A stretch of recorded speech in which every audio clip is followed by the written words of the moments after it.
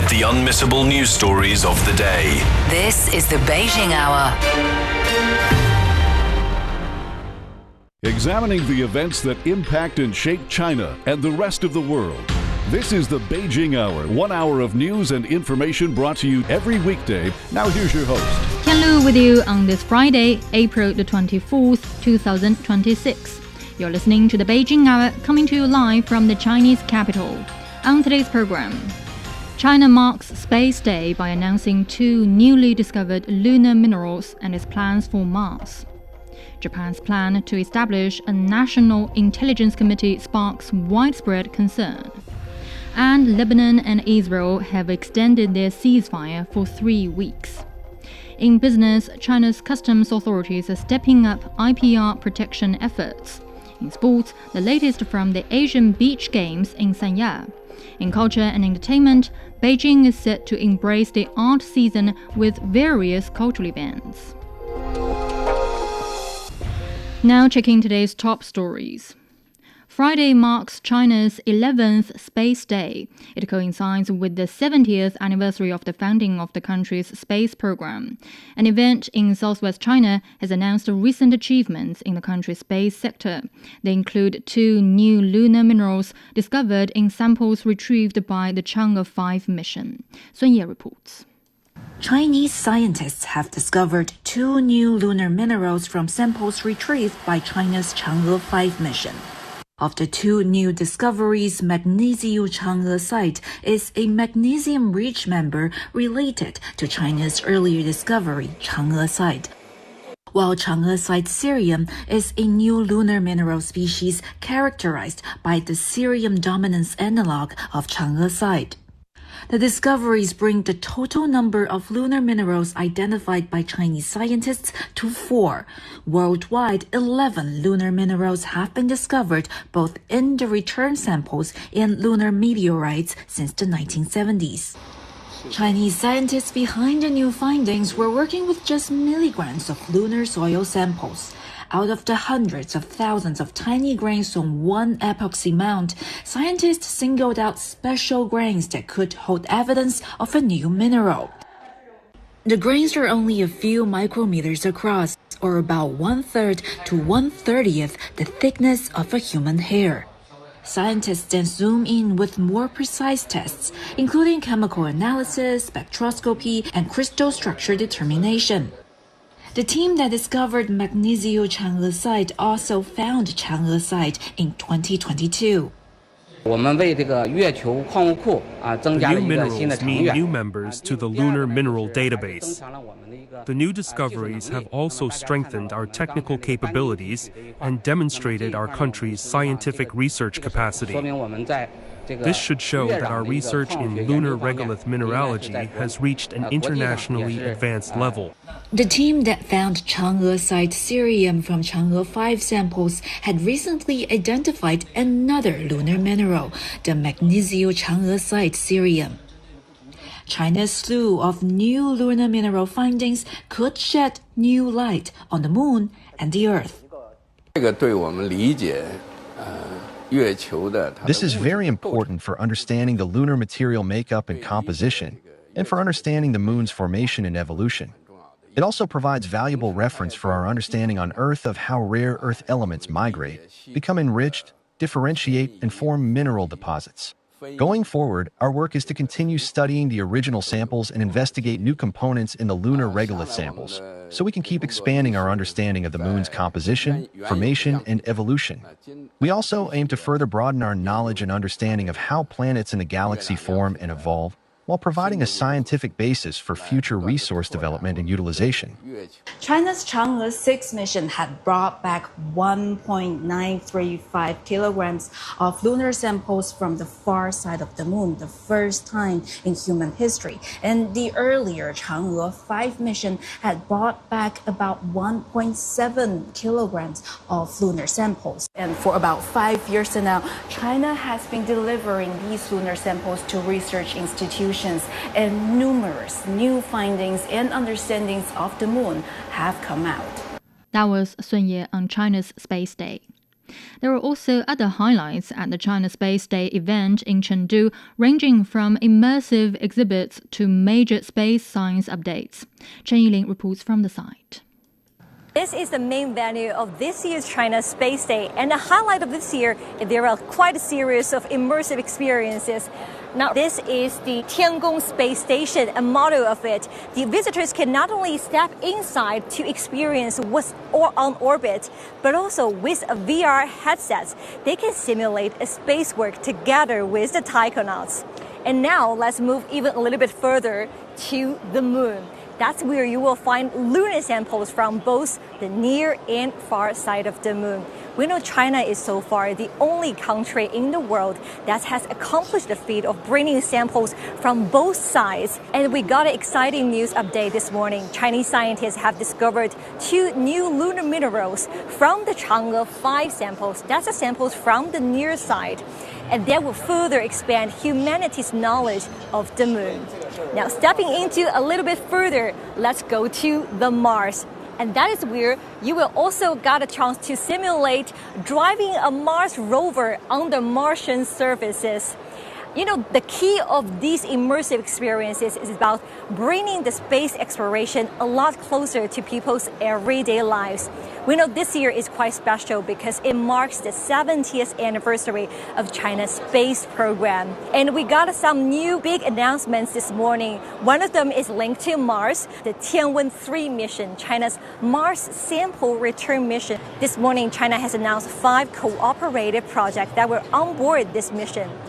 And that spirit of collaboration is also expanding further to the sun.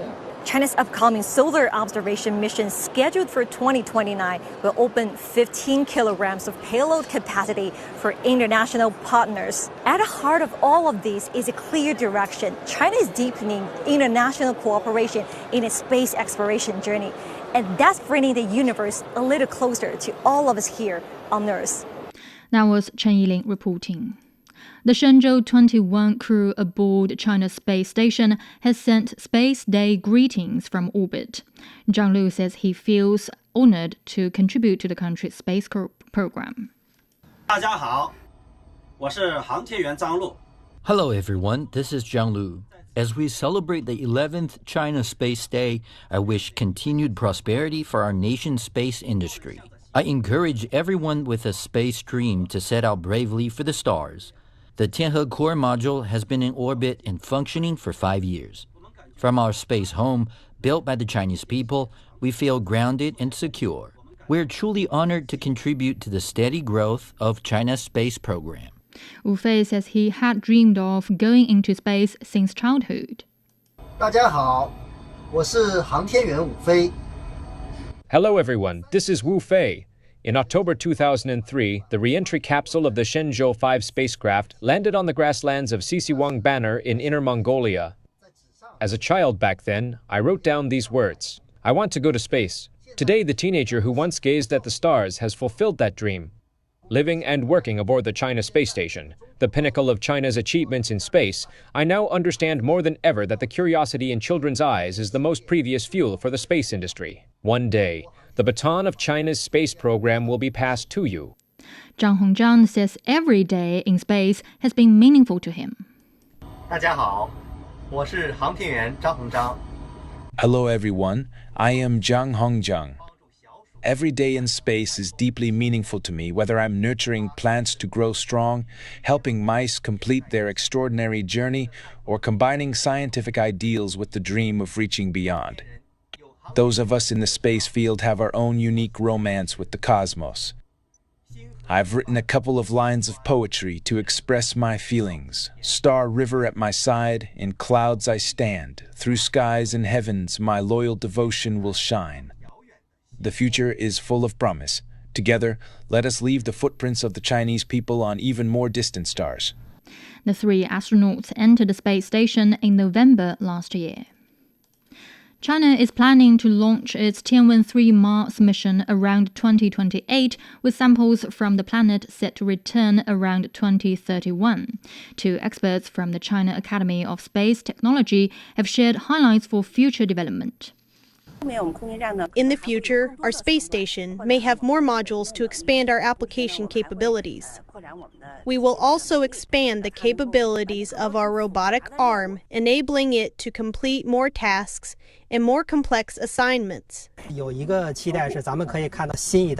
One thing I look forward to is seeing the launch of the new generation manned spacecraft, creating a new mode of transportation for astronauts to travel between Earth and space. Our manned lunar exploration project has also been steadily advancing over the past 2 years. In the near future, you will see Chinese footprints left on the lunar surface. Many parts of China are holding space-themed public education events to mark Space Day, including science talks, knowledge competitions, and hands-on activities. Students in Tianjin got a closer look at how Long March 5 rockets are assembled at a rocket base. Scientists in Chengdu have brought space lessons into classrooms, while children in Jiangsu province have headed outdoors for a study trip to look at the stars at a dark sky site. Space museums and research facilities are also opening doors to welcome students and the public. The China National Space Administration and sister country will step up cooperation with other countries in space exploration. Administrator Shan Zhongde says China will also endeavor to provide what he calls public goods arising from international collaboration. We will enhance international cooperation in space. These include areas such as lunar exploration, planetary exploration, asteroid defense, on-orbit services, and space debris mitigation. We will deepen international exchanges and cooperation, advance the International Lunar Research Station, expand international cooperation on space technology and product standards, and participate more deeply in global governance of outer space. We will also provide public goods and services through China's global space cooperation and build a new landscape of open and cooperative space engagement that contributes to a shared future for humanity. The administration has announced a global cooperation involving the Tianwen-3 mission to Mars. China has selected 5 international payloads out of 28 applications. The projects include studies on Martian life traces, atmosphere, and surface conditions. Pakistan is among the first to join China's global space collaboration effort. 2 Pakistani candidates have been chosen for missions to the Tiangong space station, marking a significant step in bilateral cooperation beyond Earth. They are now in China and well trained alongside Chinese astronauts at the China Astronaut Research and Training Center. Daniel Khan has more from Islamabad. For Pakistan, this is a moment that could redefine its place in space. 2 candidates, Mohammad Zishan Ali and Khurram Daud, have been selected as the first foreign astronauts to train for missions to China's Tiangong space station. In February 2025, the China Manned Agency and Pakistan's Space and Upper Atmosphere Research Commission signed an agreement here in Islamabad, paving the way for bilateral cooperation to select and train Pakistani astronauts. After completing that process, one of them could be chosen as a payload specialist on future missions, potentially becoming the first Pakistani to reach orbit. And that is significant. So far, no Pakistani has crossed the Kármán line, the internationally recognized boundary of space. If this mission goes ahead, it won't just be a personal milestone, but a national first. Beyond that, it also signals something bigger, a deepening of China-Pakistan strategic cooperation, now extending into human space flight. Chinese officials describe it as part of a broader push to open their space station program to international partners, sharing both technology and opportunity.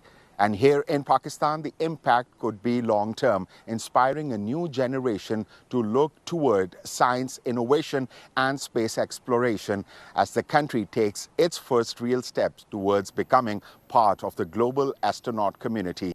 That was Daniel Khan reporting. Coming up, Japan's plan to establish a national intelligence committee sparks widespread concern. Pulse Plus, a selection of the best podcasts in China, covering history, customs, music, literature, and in-depth dialogues. Find your way to a wealth of Chinese culture and thinking, all on Pulse Plus. Now it's 15 minutes past the hour. Japan's House of Representatives has approved a bill to establish a National Intelligence Committee, prompting widespread public concern. The plan, proposed in March, will establish a new intelligence system led by a national council. The bill and recent moves by the Chang'e-5 government have raised questions about transparency and oversight. Demonstrators rallied to voice opposition to the legislation before its passage. Right now, the Takaichi administration is trying to drag Japan into war through actions like promoting weapons imports and exports, provoking China, and failing to offer the apologies it should have made afterward. Against this backdrop, opposition voices are actually quite strong, but these remarks will be regulated. Once such a bill passes, not even opposing voices will be able to speak out. This is something I do not want to see. Takaichi is forcing all of this move through. Promoting this bill and lifting the ban on arms exports mean heading towards war. I believe amending the Constitution is completely unacceptable. The Constitution is not something that members of the National Diet can revise on a whim, and it should never be revised in the first place. A strong backlash has also erupted across Japan after the government's decision to lift its ban on lethal weapon exports. Civil organizations and politicians have voiced opposition on social media, urging an immediate reversal of the cabinet decision. The Japan Peace Committee condemned the move, saying Japan has completely discarded its appearance as a peace-loving country. The chair of the Japanese Communist Party Central Committee expressed opposition, warning that Japan must not become a merchant of death profiting from arms sales. Setagaya Ward Mayor Nobuto Hosaka says the arms trade will fundamentally alter Japan's peaceful national identity. China has urged Japan to reflect on its history of aggression, urging the international community to never allow a repeat of wartime tragedies. Foreign Ministry spokesperson Guo Jiakun made the remarks amid a series of incidents in Japan within a month which reflect the country's rising militarism. He warns that Japan's new militarism is a clear and present threat which echoes its pre-war pattern of stoking nationalism, militarizing national apparatus, and waging aggression. The public sees clearly a Japan that is actively pushing to amend its national constitution, relax restrictions on the export of lethal weapons, deploy offensive missiles, and significantly increase its military spending. No matter how eloquent its words, cannot conceal its true intention of paving the way for military expansion. Japan is also frequently engaging with NATO, attempting to bring external military organizations into the Asia-Pacific, with its intention to provoke confrontation laid bare. The lessons of history are not far behind and must not be ignored. Countries in the region, including China, must remain highly vigilant, jointly safeguard the victories of World War II, and never allow Japanese militarism to resurface. Never let historical tragedies recur, and never permit any individual or force to undermine peace or bring disaster to the region. A knife-wielding Japanese self-defense forces officer intruded into the Chinese embassy in Tokyo exactly a month ago. A Japanese destroyer has sailed through China's Taiwan Strait, while Japanese troops also joined U.S.-Philippines military drills for the first time. The Japanese cabinet has also eased arms export rules, while Prime Minister Sana Takaichi sent offerings to the notorious Yasukuni Shrine, which honors 14 convicted Class A Japanese war criminals from World War II. Over 82% of respondents to a CGTN poll said Japan's remilitarization moves echo the country's pre-World War II expansionism. Japan's decision to allow lethal weapons exports has sparked criticism from the international community. Australian Citizens Party National Chair Robert Barwick is one of them. I think Japan's policy change does signal a broader change in its security posture. This is the danger of making a change like this.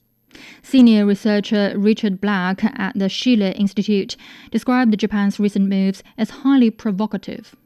The statements, the actions by Takaichi accelerate each single week, including the weapons deployments in their southern islands, highly provocative, and will lead to war, which will destroy Japan. And we hope that Japan takes a different task with the world voices of nations demanding that it do so. Senior researcher Lim Wen-jae at the Institute of Strategic Analysis and Policy Research also warned that Japan is on its way to remilitarization. Under the leadership of Sanae Takaichi, the government has recently promoted what some describe as military liberalizations.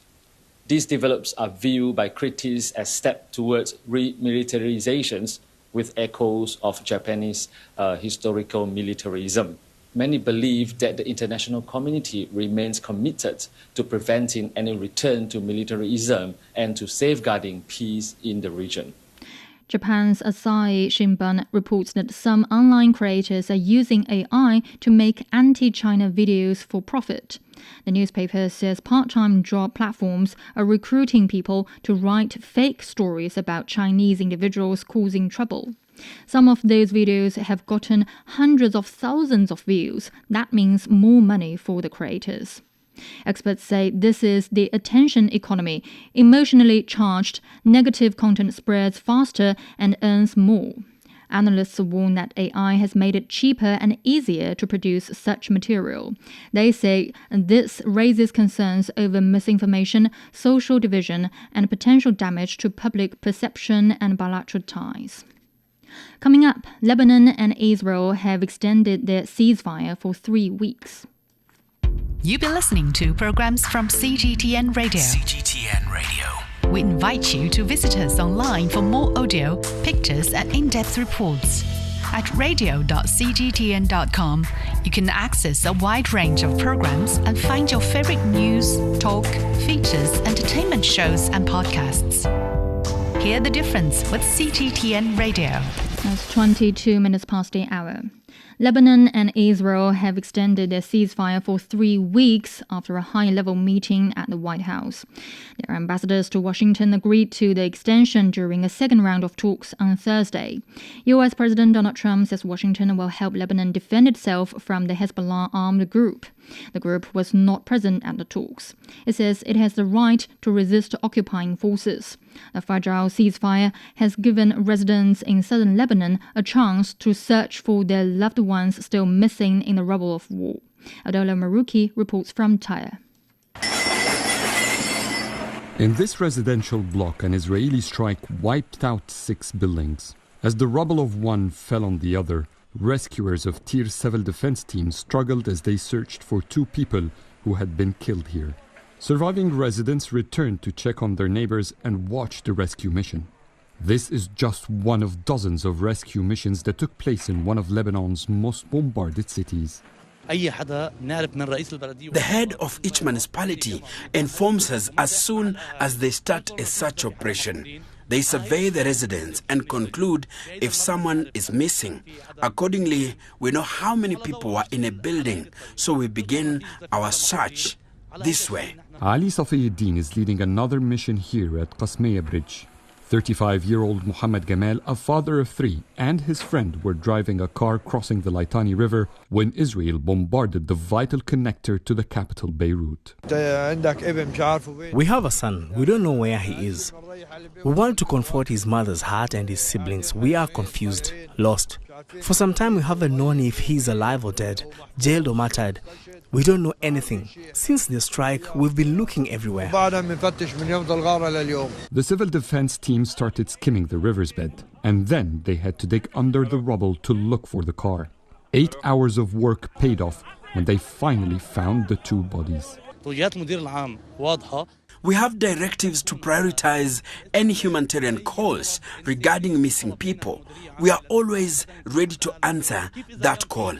People are missing. Their families are waiting. Today, we are not working as the Lebanese civil defense team. Yes, we work with strength, but we are also working with our emotions and humanity.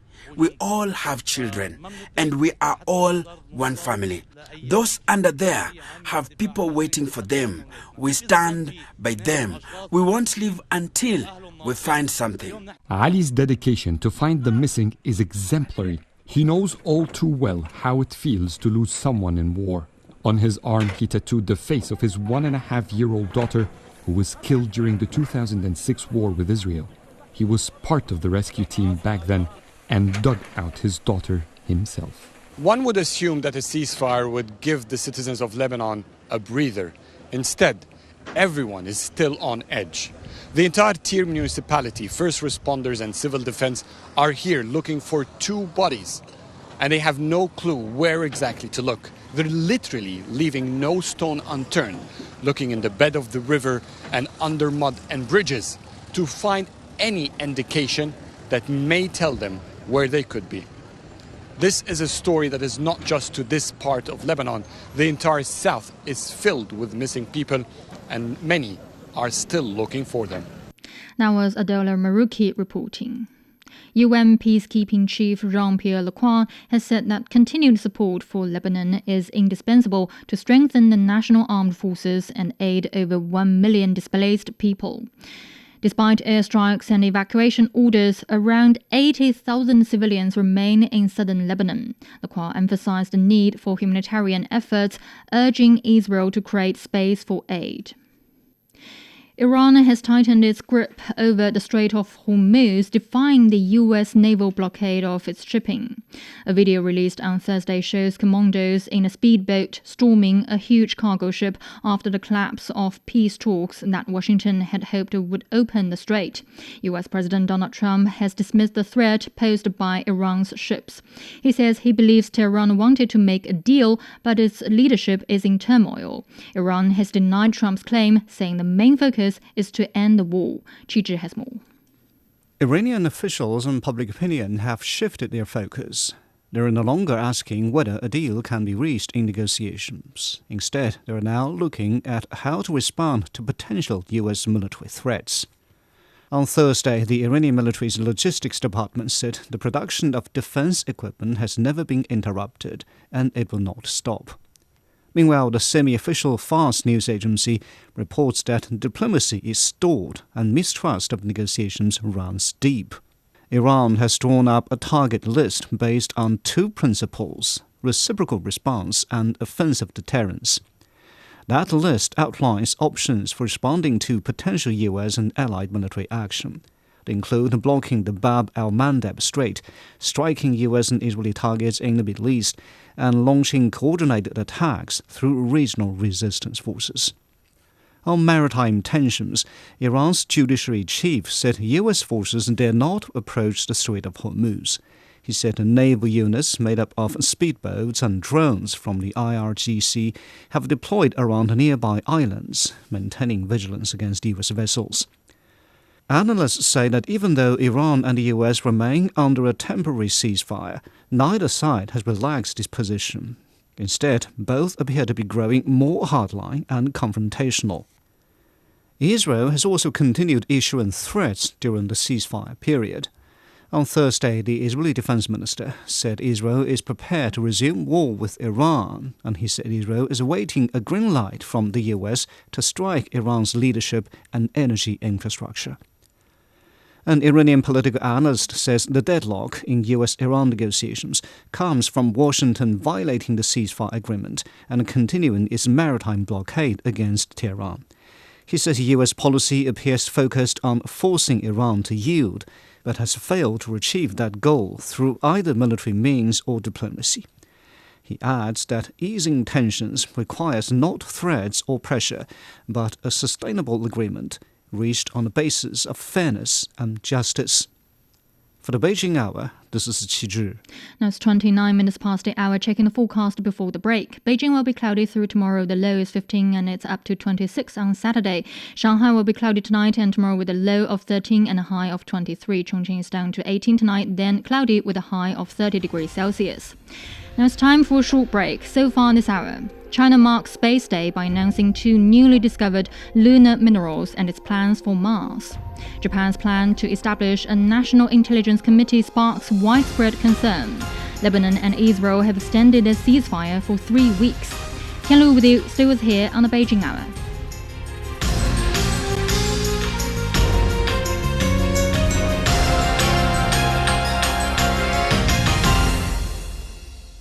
From the refreshing cup of tea that starts your morning to the paper that you write on, the roots of many familiar parts of modern life can be traced back to ancient ideas. Join us on Made in Ancient China and discover how ideas born millennia ago became some of the world's greatest treasures. Made in Ancient China brings you stories of human ambition, inspiration, and connection. Now available on all major podcast platforms. Shh, listen up. Can you hear the heartbeat of our world? It's vibrant and pulsating with the essence of life itself. From the stem of trees to the gurgle of rivers. From the silent strength of mountains to the icy whispers of glaciers. Even the solid ground beneath our feet. Right there, in the midst of all, beats the heart of humanity. What if those other heartbeats were to stop? Would ours keep on ticking? Examining the events that impact and shape China and the rest of the world. This is the Beijing Hour, 1 hour of news and information brought to you every weekday. Now here's your host. Tian Lu with you on this Friday. Still to come. In business, China's customs authorities are stepping up IPR protection efforts. In sports, the latest from the Asian Beach Games in Sanya. In culture and entertainment, Beijing is set to embrace the art season with various cultural events. To contact us, you can email radio@cgtn.com or follow our X account @cgtnradio. But first, checking today's headlines, here's Wang Zihang. Thank you, Tian Lu. Chinese President Xi Jinping has sent a congratulatory message to Nizar Ahmadi on assuming office as the president of Iraq. President Xi noted that in recent years, the two sides have consistently supported each other on core interests and major concerns. Cooperation in energy, trade, and other sectors has yielded positive results. He expressed commitment to working with President Nizar Ahmadi to elevate the China-Iraq strategic partnership to new heights, benefiting the peoples of both nations. Meantime, the Chinese president also sent a message to Romuald Wadagni to congratulate him on his election as the president of Benin. President Xi said China and Benin share a long-standing friendship with deepening political trust and expanding cooperation in recent years. The Chinese president expressed readiness to work with Wadagni to implement the outcomes of the Beijing summit of the Forum on China-Africa Cooperation and promote friendship between China and Benin. Chinese scientists have discovered 2 new lunar minerals through research on samples retrieved by China's Chang'e-5 mission. The discoveries bring the total number of lunar minerals identified by Chinese scientists to 4. Worldwide, 11 lunar minerals have been discovered in returned samples and lunar meteorites since the 1970s. China and the United States have launched a new round of cooperation on giant panda conservation. According to the China Wildlife Conservation Association, a cooperation agreement was signed last year with the Atlanta Zoo in the United States. Under the agreement, 2 giant pandas from China's Chengdu research base of giant panda breeding will travel to the United States for a 10-year conservation program. The project continues more than 2 decades of panda conservation cooperation and friendship between the two countries. The special counsel in South Korea is seeking a 30-year sentence for former President Yoon Suk-yeol over general treason linked to the infiltration of drones into North Korea. The counsel, who led investigations into Yoon's insurrection and other charges, demanded the prison term on charges of general treason that refers to the crime of harming South Korea's military interests or benefiting the enemy. Yung faces charges of ordering the drone infiltration into Pyongyang around October 2024 with the intent of militarily provoking North Korea to create a pretext for his martial law declaration in December of the same year. The special prosecutor team says the drone operation heightened military tensions between the two sides and compromised South Korea's military interests as the drone crash led to the leak of classified information about military operations and assets. Government ministers in Lebanon have discussed joining the International Criminal Court, a permanent tribunal that prosecutes individuals for war crimes, crimes against humanity and genocide. Deputy Prime Minister Tarek Mitri explained the move. There was discussion about an idea that many people in Lebanon are defending, which is the acceptance of the International Criminal Court for a specific period of time in order to look at the crimes of war and the crimes against humanity that have been committed on Lebanese soil. Lebanon has accused Israel of war crimes and repeated breaches of international law during the latest war with Hezbollah. On Thursday, U.S. President Donald Trump announced a 3-week extension of the previous 10-day ceasefire between Israel and Lebanon, shortly after the two countries held their second ambassador-level talks in Washington. The ceasefire between Israel and Lebanon came into effect on April the 16th, following weeks of intensified cross-border fighting amid the U.S.-Israeli war against Iran. The latest Israel-Hezbollah war has killed around 2,300 people in Lebanon, including hundreds of women and children, and displaced over 1 million people. And finally, wildfires are sweeping across the southeastern United States, forcing widespread evacuations, particularly in Georgia and Florida. Dry conditions, strong winds, and abundant vegetation have allowed the fires to spread rapidly. In Georgia, the hardest hit areas include counties near the coast, where nearly 50 homes have been lost and around 1,000 more are under threat. The situation has worsened with severe drought. Rainfall has been far below normal levels, prompting the state to issue its first ever ban on outdoor burning in affected areas. Meanwhile, Florida is experiencing one of its worst wildfire seasons in decades, with over 100 active fires burning across the state. Thank you very much. And that was Wang Zihang with headlines. Coming up in business, China's customs authorities are stepping up IPR protection efforts. The Beijing Hour, your window on China and the rest of the world. Now it's 37 minutes past the hour, turning to business. Stock markets on the Chinese mainland closed lower on Friday. The Shanghai Composite was down over 0.3%. The Shenzhen Component lost almost 0.7%. Energy, metals and agricultural shares were among the top gainers. In Hong Kong, the Hang Seng Index gained over 0.2%. Japan's Nikkei increased nearly 1%. China's customs authorities say they have stepped up efforts to protect intellectual property rights and maintained a tough stance against infringement.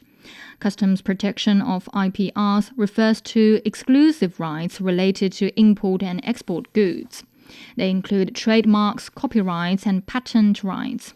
The General Administration of Customs says in 2025, authorities across the country seized over 86.4 million infringing goods, enabling right holders from 57 countries and regions to safeguard their IPRs. Targeted enforcement actions intensified against high-risk channels, including cross-border e-commerce and market procurement trade, where infringement cases are more concentrated. The administration says it will use big data, artificial intelligence, and other technologies to strengthen IPR risk analysis. China also wants a bigger voice in writing international intellectual property rules. Lego is deepening its roots in China, creating products inspired by traditional Chinese crafts and culturally resonant stories. A top executive says China's intellectual property protection efforts are a big reason why. Robin Smith is the Vice President and General Counsel for China and Asia Pacific at Lego Group. She says there's a strong link between creativity and legal protection, and that synergy is driving Lego's growing commitment to the Chinese market.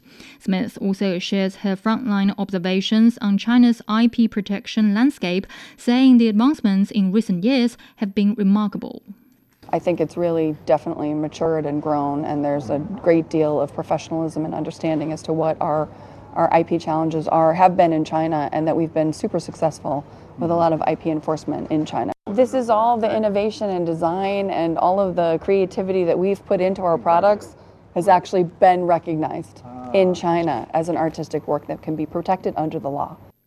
As a global leader in the toy industry, Lego has become a household name for its unique blend of craftsmanship and innovation. Founded in 1932, the Danish toy giant has been delighting generations of children and adults for nearly a century. China has kicked off the issuance of its 2026 ultra-long special treasury bonds. The first two batches include 20-year and 30-year fixed-rate bonds. They pay interest periodically. The issuance follows this year's government work report, which proposed raising 1.3 trillion yuan through these bonds. That's about $189 billion. The funds will be used for major national strategies and building security capacity in key areas. The Finance Ministry expects this year's fundraising to be completed by late October. Ultra-long special treasury bonds are government securities with maturities of 10 years or longer. They are used as a policy tool to finance long-term, large-scale investments that align with national priorities. China's latest 5-year development blueprint highlights efforts to encourage foreign investment. Despite global uncertainty, some multinational companies continue to expand their presence in the country. Yang Jinghao takes a closer look at a Dutch floral company in the southwest and what its latest investment says about confidence in the Chinese market. A burst of color and delicate petals. These flowers are produced by Anthura, a Dutch horticulture company specializing in breeding and supplying young plants of orchids, bromeliads, and anthuriums. I'm inside an Anthura greenhouse in Songming County in southwest China's Yunnan province, where these distinctive blooms reflect the Dutch company's 2-decade presence and growth in China. Anthura established its production base in Yunnan in 2006, joined by the region's favorable climate and improving business environment. We really started small with only 1 hectare greenhouse, and over the years we expanded, and now our total area is 6 hectares. That expansion now reaches a new milestone, a high-tech greenhouse covering 2.7 hectares. With an investment of around $73 million, the facility features advanced climate control systems, automated irrigation, and intelligent logistics. We want to develop more towards a hub in Asia. So from Kunming, we will also do more export to nearby countries, Thailand, Malaysia, Vietnam, Korea. So also that requires production capacity.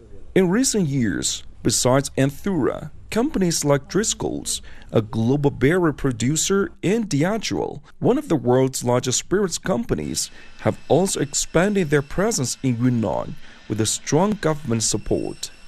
Last year, we organized a series of policy briefings for foreign-invested agricultural enterprises, covering legal protection, new plant varieties, tax incentives for reinvestment, and measures to stabilize foreign trade. China's development blueprint for the next 5 years emphasizes improving the business environment for foreign investment and encouraging reinvestment, a move expected to lead to more concrete cooperation. We are very important trading partners, but there are many other areas for cooperation. I mentioned water and water management.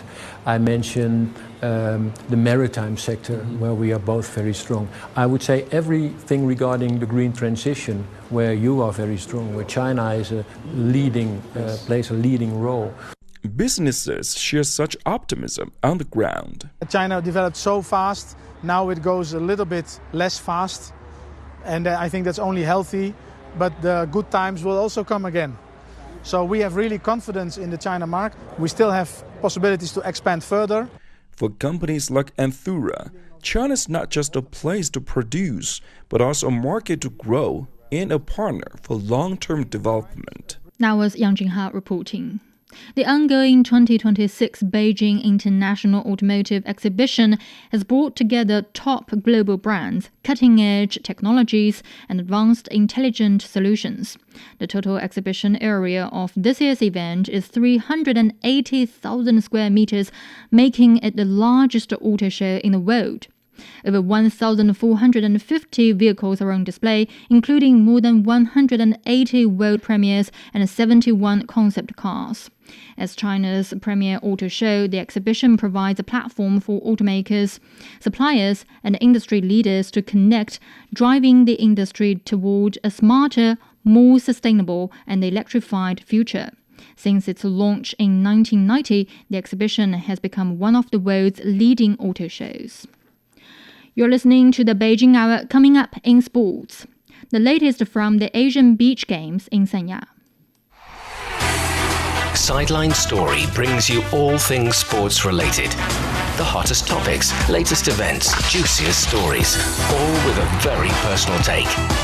Subscribe to Sideline Story Podcast for heated sports discussions covering events that are happening in China and around the world. Now it's 54 minutes past the hour. Turning to sports, here's Yang Guang. Thank you, Tianlu. We begin with some of the latest action at the Asian Beach Games in Sanya. Host nation China claimed 2 gold medals in the 12-person 100-meter straight race. In the women's event, China built a lead from the start. Vietnam tried to close the gap, but the Chinese crew held their stroke rate and rhythm to hit the finish line first in 28.26 seconds to take gold. Vietnam settled for silver and Thailand took bronze. In the men's competition, China faced Macau SAR, Thailand, and the Chinese Taipei. The Chinese crew posted the fastest time of 24.076 seconds to win the gold. Thailand took silver and Chinese Taipei came away with bronze. In tennis, 7th seed Elena Svitolina is the first major casualty at Madrid Open as the Ukrainian suffered a straight set defeat to world number 63 Anna Bonda. Top-ranked Aryna Sabalenka and world number 4 Iga Swiatek made it to the third round. Chinese player Wang Xinyu is out after she was bageled in the deciding set. On the men's side, Gael Memphis made his final appearance at Madrid Open, losing in straight sets to Camilo Ugo Carabelli in the opening round. Memphis' best rounds there were in 2008 and 10 when he reached the quarterfinals. The French veteran is set to retire at the end of the season. His focus now shifts to Roland Garros. He will bow out for good at the Paris Masters in autumn at 40 years old. The San Diego Bernabéu has transformed into a clay court for the duration of the Madrid Open. Real Madrid president Florentino Perez, goalkeeper Thibaut Courtois, and midfielder Jude Bellingham greeted Rafael Nadal, Yannick Sinner, and Iga Swiatek, who attended the inauguration. Nadal marveled at the stadium and the historical significance of the event. Wow, it was spectacular. What more could you ask for, really? And it's also true that when this stadium, the only one of its kind in the world, was built, it was designed with the idea that events like this could take place. It's already been proven with many other events how the Bernabéu. And well, for the world of tennis, being able to play here is, I think, something truly unique that will go down in history. For me, it's been a real pleasure to have been part of the opening. The clay court will remain in place until the end of the Madrid Open on May the 2nd. It won't be a problem for Real Madrid, who have no home games during that period. No official matches will be played at Bernabéu and the court will be used for practice only. In football, defending champion Stuttgart defeated Freiburg 2-1 in extra time to reach the German Cup final. Thiago Thomas scored the winner in the 119th minute. Stuttgart is going up against the treble-chasing Bayern Munich again, a few days after a 4-2 defeat in the Bundesliga that handed the Bavarians an unassailable lead to secure the league. The German Cup showdown is in a month's time. Former Portugal and Real Madrid coach Carlos Queiroz says he's ready to take on the biggest challenge of his career as he gets set to take Ghana to the World Cup. The 73-year-old expressed the confidence that unity will be the key to success. I start to realize that the soul of the Black Stars is huge. It is huge. So that means that our dream and expectations are also huge. I must say that after 8 national teams and a couple of important competitions, this is the biggest challenge of all my entire career. And I'm ready for that. From today on, to make our players understand that if we play together, if we play with the right mentality, and if we play as a team, one Ghana, we can beat any opponent in this world. Queiroz takes charge less than 50 days before the World Cup. He arrived in Ghana on Wednesday.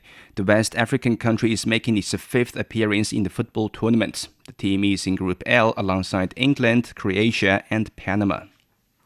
Lamine Yamal will miss the rest of the season after picking up a hamstring injury, but the Spain international is expected to be available for the World Cup. The 18-year-old limped off the pitch during Barcelona's La Liga win over Celta Vigo after scoring the only goal from the penalty spot. Spain will kick off its World Cup campaign against Cape Verde on June the 15th. Despite growing issues that have sidelined him several times this season, Yamal still leads Barcelona's La Liga scoring charts with 16 goals. The Catalans are 9 points clear at the top with 6 games left. We return with snooker and this year's World Championship at Sheffield's Crucible Theatre, where 2010 World Champion Neil Robertson overcame a nervy start to beat China's Pang Junqu 10-6 in a tough opening test. The 44-year-old Australian will next face Chris Wakelin in the best-of-25 clash second round. In other action, Hussein Vafai won 4 straight frames to get past China's Si Jiahui 10-3. The 31-year-old Iranian now hopes to progress to the quarterfinals at the Crucible for the first time when he faces world number 1 Judd Trump on Saturday. F1 Chief Executive Stefano Domenicali says drivers need to be careful not to damage the sport by talking it down with criticism of rules. He said he has had open conversations after the governing FIA recently announced the new rules. Max Verstappen is among the drivers who hurled some negativity at hybrid power units. Domenicali said the 4-time champion understands the big picture. He's the best driver, he's a world champion, multiple world champion, and of course his voice has to be listened, but of course so he knows that his voice also have a weight, and he needs to respect that weight sometimes from some people can take it in the wrong way, and this is something that we shouldn't allow to happen. Despite the comments from Verstappen, the F1 CEO highlighted positive fan reaction to the increase in overtaking in the first 3 races of the season. Thank you very much. That was Yang Guang with sports. You're listening to the Beijing Hour. Coming up in culture and entertainment, Beijing is set to embrace the art season with various cultural events. From north to south, east to west, people in China are chasing their dreams and leaving their mark. Want to know how they beat the odds and made a difference? Footprints brings you the true life stories of their journeys. Now it's 52 minutes past the hour, turning to culture and entertainment.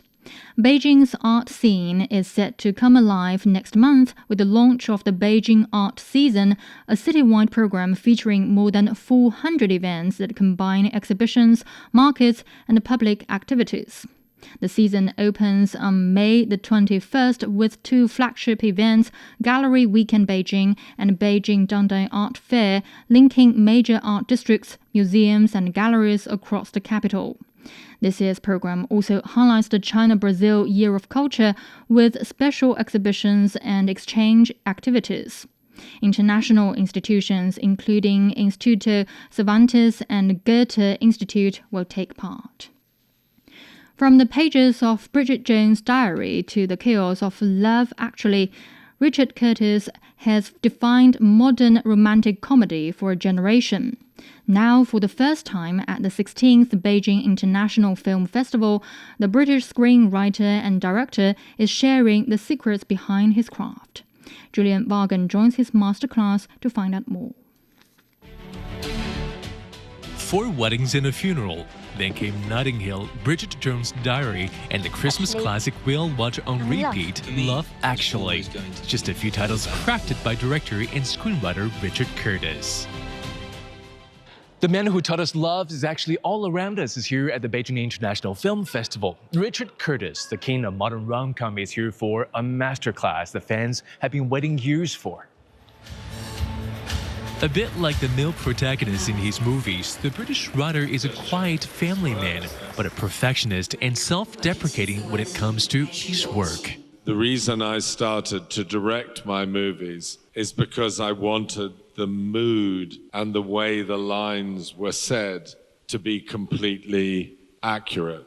But visually, I have had to depend on my cameraman really to come up with the strongest ideas. So I think my films are emotionally correct.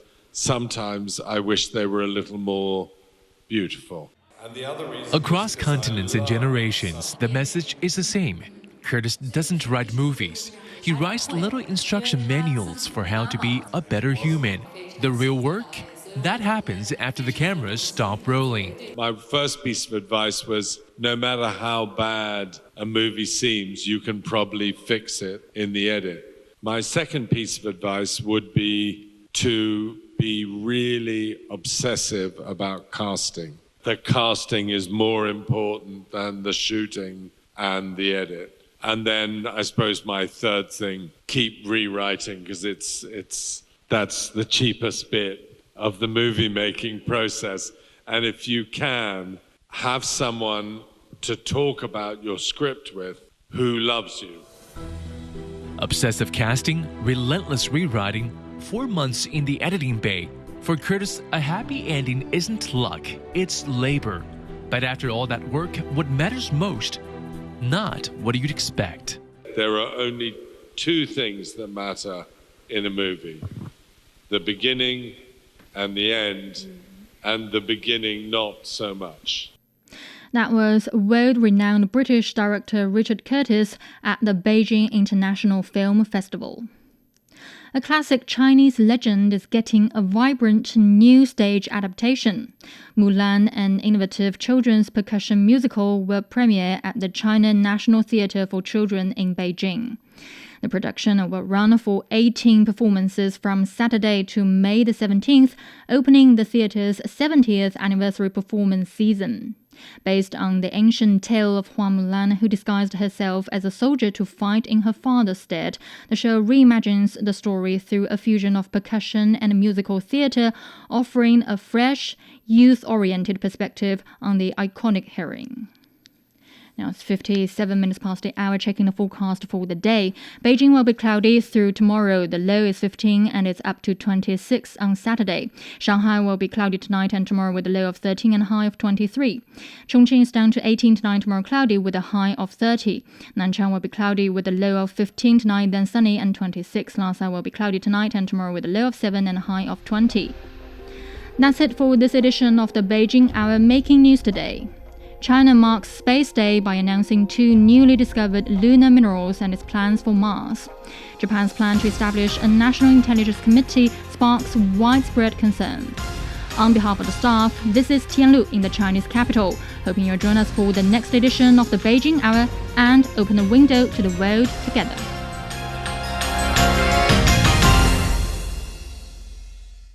Find the Beijing Hour at precisely 6 p.m. Beijing time. We meet you on podcast and on air every weekday.